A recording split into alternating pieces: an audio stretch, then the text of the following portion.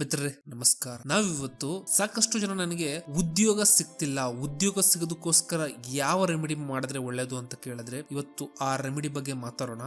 ಮತ್ತು ಕೇವಲ ಉದ್ಯೋಗ ಮಾತ್ರ ಅಲ್ಲ, ಈ ರೆಮಿಡಿಯಿಂದ ನಿಮ್ಗೆ ಆರೋಗ್ಯದಲ್ಲಿ ಕೂಡ ಇಂಪ್ರೂವ್ಮೆಂಟ್ ಬರ್ತವೆ ಮತ್ತು ಯಶಸ್ಸು, ನೇಮ್, ಫೇಮ್ ಅನ್ನುವಂಥದ್ದು ಈ ರೆಮಿಡಿ ಮಾಡಿದ್ರೆ ನಿಮಗೆ ಸಿಗ್ತಾ ಹೋಗುತ್ತೆ. ಮತ್ತು ಇನ್ ಕೇಸ್ ಏನಾದ್ರೂ ಆರೋಗ್ಯದ ರೀತಿ ಸಮಸ್ಯೆಗಳಿತ್ತು ಅಂತ ಹೇಳಿದ್ರು ಕೂಡ ಈ ಒಂದು ರೆಮಿಡಿ ಮಾಡ್ತು ಅಂತ ಹೇಳಿದ್ರೆ ನಿಮಗೆ ರಿಲೀಫ್ ಸಿಗುತ್ತೆ. ಬೇರೆ ಇದು ಯಾವ ರೆಮಿಡಿ ಅಂತ ಹೇಳಿದ್ರೆ ಇದನ್ನ ನಮ್ಮ ಗುರುಗಳಿಗೆ ಅವರ ಗುರುಗಳು ಕೊಟ್ಟಿದ್ದಂತಹ ಒಂದು ರೆಮಿಡಿ ಅದಂತ ಹೇಳಿದ್ರೆ ಸೂರ್ಯನಿಗೆ ಅರ್ಘ್ಯವನ್ನ ಸಮರ್ಪಣೆ ಮಾಡುವಂತದ್ದು. ಮಿತ್ರರೇ, ಇಂದಿನ ಕಾಲದಲ್ಲಿ ಸಾಕಷ್ಟು ಜನಕ್ಕೆ ಕಾಯಿಲೆಗಳು ಬರ್ತಿರ್ಲಿಲ್ಲ ಮತ್ತು ಒಳ್ಳೆ ನೇಮು, ಫೇಮು, ಕೆಲಸಗಳು ಎಲ್ಲಾಗಿ ಚೆನ್ನಾಗಿ ನಡ್ಕೊಂಡು ಹೋಗ್ತಾ ಇತ್ತು. ಏನಕ್ಕೆ ಅಂತ ನೋಡಿದ್ರೆ ಅವರೆಲ್ಲರೂ ಸೂರ್ಯನ ಆರಾಧನೆಯನ್ನ ಮಾಡ್ತಾ ಇದ್ರು. ಮೋಸ್ಟ್ ಆಫ್ ದ ಜನ ಸೂರ್ಯನಿಗೆ ಅರ್ಘ್ಯ ಕೂಡ ಸಮರ್ಪಣೆ ಮಾಡ್ತಾ ಇದ್ರು. ಆದ್ರಿಂದ ಯಾವಾಗ ಸೂರ್ಯನ ಒಂದು ಆರಾಧನೆ ನಮ್ಮ ಸಿವಿಲೈಸೇಷನ್ ಅಲ್ಲಿ ನಿಂತೋಯ್ತೋ ಆಗ ಎಲ್ಲಾ ರೀತಿಯಾದಂತಹ ನೈತಿಕತೆ ಅಂತ ಜನದ್ದೇನಿತ್ತು ಅದು ಅಧಪತನ ಒಂದಕ್ಕೆ ಸ್ಟಾರ್ಟ್ ಆಯ್ತು. ಮಿತ್ರರೇ, ಸೂರ್ಯಾರಾಧನೆಯ ಬೆನಿಫಿಟ್ಸ್ ಅನ್ನ ಹೇಳ್ತಾ ಹೋಯ್ತು ಅಂತ ಹೇಳಿದ್ರೆ ದಿನಗಳು ಎಷ್ಟು ಹೇಳಿದ್ರು ಸಾಲೋದಿಲ್ಲ.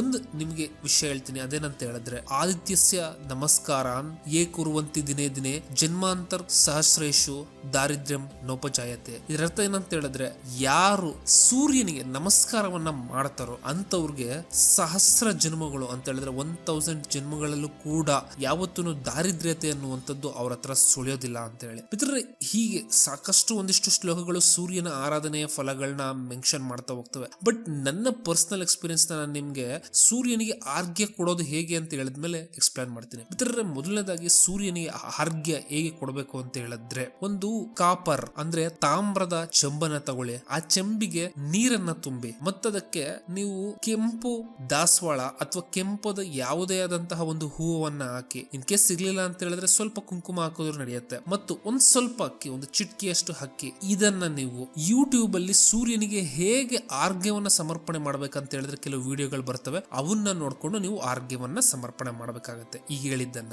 ಒಂದು ಇಂಪಾರ್ಟೆಂಟ್ ವಿಷಯ ನೆನ್ಪಿಟ್ಕೊಳ್ಳಿ. ಆರ್ಘ್ಯ ಸಮರ್ಪಣೆ ಮಾಡ್ಬೇಕಂತ ಹೇಳಿದ್ರೆ ಆರ್ಘ್ಯ ಸಮರ್ಪಣೆಯನ್ನ ಕಂಟಿನ್ಯೂಸ್ 43 ದಿನಗಳು ಮಾಡ್ಬೇಕಾಗತ್ತೆ. ಯಾರಿಗೆ ಕೆಲಸ ಬೇಕಾಗಿರತ್ತೆ ಅಂತವ್ರು ಈ 43 ದಿನ ಮಾಡ್ತಿರಲ್ಲ, ಆ 43ನೇ ದಿನದ ಸ್ಟಾರ್ಟಿಂಗ್ ಹೇಗಿರ್ಬೇಕಂತ ಹೇಳಿದ್ರೆ ಸ್ಟಾರ್ಟಿಂಗು ಭಾನುವಾರದಿಂದಲೇ ಸ್ಟಾರ್ಟ್ ಮಾಡ್ಬೇಕಾಗುತ್ತೆ. ಅಂತ ಹೇಳಿದ್ರೆ ಭಾನುವಾರ ಸೂರ್ಯನ ವಾರ ಆಗಿರುತ್ತೆ. ಒಂದು ಪ್ರಶಸ್ತವಾದ ಭಾನುವಾರನ ನೀವು ಮಾರ್ಕ್ ಮಾಡ್ಕೊಂಡು ಅಲ್ಲಿಂದ ನೆಕ್ಸ್ಟ್ 43 ಡೇಸ್ ಆರ್ಘ್ಯವನ್ನ ಕೊಡ್ಬೇಕಾಗುತ್ತೆ. ಅಗೈನ್ ಇಲ್ಲಿ ಇನ್ನೂ ಒಂದು ಇಂಪಾರ್ಟೆಂಟ್ ಪಾಯಿಂಟ್ ಇದೆ, ಅದೇನಂತ ಹೇಳಿದ್ರೆ ಆರ್ಘ್ಯವನ್ನ ನೀವು ಸಮರ್ಪಣೆ ಮಾಡಬೇಕಾದ್ರೆ ಬೆಳಗ್ಗೆ 8 ರಿಂದ 10 ಒಳಗ್ ಮಾಡ್ಬೇಕಾಗುತ್ತೆ.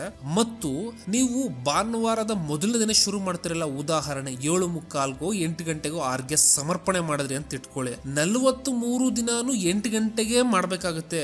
8:05 ಅಲ್ಲ, ಇಲ್ಲ 7:55 ಅಲ್ಲ.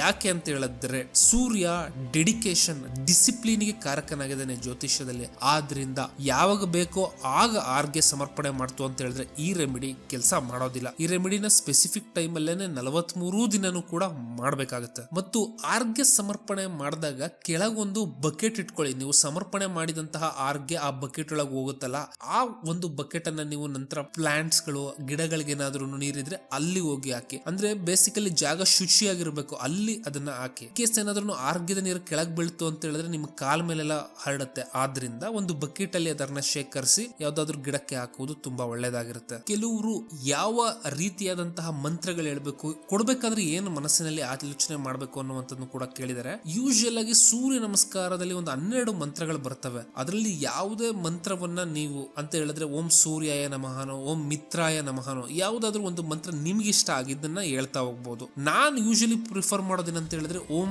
ಶ್ರೀ ಸವಿತೃ ಸೂರ್ಯ ನಾರಾಯಣಾಯ ನಮಃ ಅಂತ ಹೇಳ್ಬಿಟ್ಟು. ಯಾಕೆ ಅಂತ ಹೇಳಿದ್ರೆ ಈ ಒಂದು ಮಂತ್ರ ಪರ್ಟಿಕ್ಯುಲರ್ ಆಗಿ ಸೂರ್ಯನ ಒಂದು ಬ್ರಹ್ಮತ್ವವನ್ನ ಎಕ್ಸ್ಪ್ಲೇನ್ ಮಾಡೋದ್ರಿಂದ ಬಹಳ ಮಹತ್ವವಾದ ಮಂತ್ರ ಅಂತ ಕೂಡ ಕರಿಬಹುದು. ಅದರಿಂದ ಈ ಒಂದು ಮಂತ್ರವನ್ನ ಪಠಿಸ್ತಾ ಆರ್ಘ್ಯ ಸಮರ್ಪಣೆ ಮಾಡುವಂತದ್ದು ಬೆಸ್ಟ್ ಅಂತ ಹೇಳ್ಬೋದು. ಮಿತ್ರರೇ, ಇನ್ನ ನಾನು ನನ್ನ ಪರ್ಸನಲ್ ಲೈಫ್ ಎಕ್ಸ್ಪೀರಿಯನ್ಸ್ ನ ಹೇಳೋದಾಯ್ತು ಅಂತ ಹೇಳಿದ್ರೆ ಸೂರ್ಯನಿಗೆ ಆರ್ಘ್ಯ ಸಮರ್ಪಣೆಯನ್ನ ನಾನು ಬರೋಬ್ಬರಿ ಕಂಟಿನ್ಯೂಸ್ 90 ದಿನಾನು ಬಿಡದಿರ ಪರ್ಟಿಕ್ಯುಲರ್ ಟೈಮ್ ಅಲ್ಲೇ ಮಾಡಿದ್ದೆ. ಆದ್ರೆ ಜಾತಕದಲ್ಲಿ ಸೂರ್ಯ ಸ್ವಲ್ಪ ಬಾಧೆಯಲ್ಲಿರೋದ್ರಿಂದ ಅದು ನಾನು ಆರ್ಘ್ಯ ಕೊಡ್ಬೇಕಾದ್ರೆ ರಿಫ್ಲೆಕ್ಟ್ ಆಯ್ತು. ಏನಂತ ಹೇಳಿದ್ರೆ ಎಷ್ಟೇ ಪರ್ಫೆಕ್ಟ್ ಟೈಮ್ ಅಲ್ಲಿ ಮಾಡಿದ್ರು ಅಷ್ಟು ದಿನಗಳಲ್ಲಿ 2 ದಿನ ಕೇವಲ ಒಂದು 3 ರಿಂದ 4 ನಿಮಿಷ ಹೆಚ್ಚು ಕಡಿಮೆ ಹಾಗೆ ಆಯ್ತು. ಯಾವಾಗ ಈ ಆರ್ಘ್ಯ ಕಂಪ್ಲೀಟ್ ಆಯ್ತು ಮತ್ತು ಸುಮ್ನೆ ಜಾಬ್ ಸರ್ಚಿಗೆ ನೋಡಕ್ ಹೋದಾಗ ಕಂಟಿನ್ಯೂಸ್ ಜಾಬ್ಗಳ ಮೇಲೆ ಜಾಬ್ಗಳ ಆಫರ್ ಬರೋದಕ್ಕೆ ಸ್ಟಾರ್ಟ್ ಆಯ್ತು. ಓವರ್ ಆಲ್ ಆಗಿ ಹೇಳ್ಬೇಕಂತ ಹೇಳಿದ್ರೆ ನಿಮಗೆ ಕೆಲಸ ಅನ್ನುವಂಥದ್ದು ಸಿಗುತ್ತೆ, ಬಟ್ ನೀವು ಇಷ್ಟಪಟ್ಟಿದ್ದೇ ಸಿಗುತ್ತೆ ಅಥವಾ ಆ ರೇಂಜಿನ ಕೆಲಸನೇ ಸಿಗುತ್ತೆ ಅಂತ ಹೇಳೋದಕ್ಕೆ ಬರೋದಿಲ್ಲ. ಮತ್ತು ಮೋಸ್ಟ್ ಆಫ್ ದ ಟೈಮ್ 40-43 ದಿನಗಳಲ್ಲಿ ರಿಸಲ್ಟ್ ಸಿಕ್ಕೋಗ್ಬಿಡುತ್ತೆ. ಇನ್ ಕೇಸ್ ಸಿಗ್ಲಿಲ್ಲ ಅಂತ ಹೇಳಿದ್ರೆ 90 ಅಥವಾ 120 ದಿನಗಳವರೆಗೂ ಎಕ್ಸ್ಟೆಂಡ್ ಮಾಡ್ಕೊಂಡ್ರೆ ಖಂಡಿತ ರಿಸಲ್ಟ್ ಸಿಕ್ಕೇ ಸಿಕ್ಕತ್ತೆ. ಯಾವಾಗ ಜಾಬ್ ಸಿಕ್ಕುತ್ತೋ ಆಗ ಖಂಡಿತ ತಕ್ಕ ಮಟ್ಟಿಗಾದ್ರೂ ನಿಮ್ಮ ಒಂದು ಫೈನಾನ್ಷಿಯಲ್ ಕಂಡೀಷನ್ ಸುಧಾರಿಸ್ತಾ ಹೋಗುತ್ತೆ. ಸೊ ಆಗ್ಲೇನೆ ಸೂರ್ಯನ ಒಂದು ಆರಾಧನೆಯ ವಿಶೇಷತೆ ಹೇಳ್ಬೇಕಾದ್ರೆ, ಸೂರ್ಯ ಆರಾಧನೆ ಹೇಗೆ ದಾರಿದ್ರ್ಯವನ್ನ ನಿರ್ವಹಣೆ ಮಾಡ್ತದೋ, ರಿಮೂವ್ ಮಾಡುತ್ತೋ, ಹಾಗೇನೆ ಒಬ್ಬ ವ್ಯಕ್ತಿ ಕೆಲಸ ಸಿಕ್ಕಿದ್ಮೇಲೆ ದುಡ್ಡು ಬರುತ್ತೆ, ಅದರಿಂದ ಹಾನರ್ ಅಂದ್ರೆ ನೇಮು ಫೇಮು ಸಿಗುತ್ತೆ, ಹೀಗೆ ಒಂದೊಂದಾಗಿ ಸಿಗ್ತಾ ಹೋಗುತ್ತೆ. ಇದು ಸೂರ್ಯ ಆರಾಧನೆಯ ಒಂದು ಪವರ್ ಆಗಿರುತ್ತೆ. ಈ ವಿಡಿಯೋ ನಿಮ್ಗೆ ಇಷ್ಟ ಆಯ್ತು ಅಂತ ಹೇಳಿದ್ರೆ ಲೈಕ್, ಶೇರ್ ಮತ್ತು ಸಬ್ಸ್ಕ್ರೈಬ್ ಮಾಡಿ.